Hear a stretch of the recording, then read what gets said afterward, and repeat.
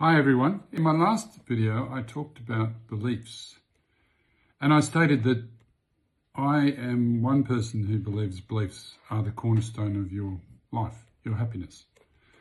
Now, when my life kind of imploded, as I talked about in a previous video, when I looked closely at what was causing my life to implode, I discovered it was my beliefs.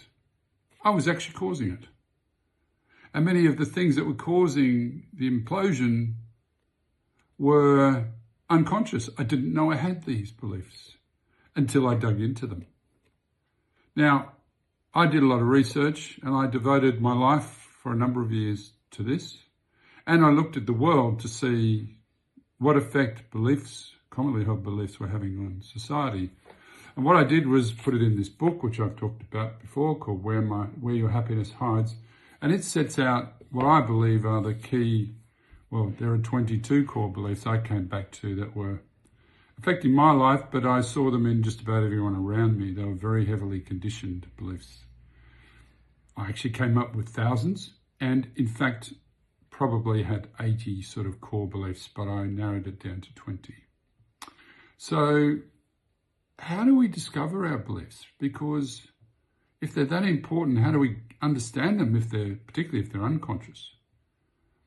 Now, what I discovered from my personal research was that the only way to get to them was truly through feelings. So every experience I had and every reaction I had to a certain experience, or even the way I reacted, when I was able to tap into either my response or tap into my feelings in an experience, then I could discover from that, why was I feeling that way?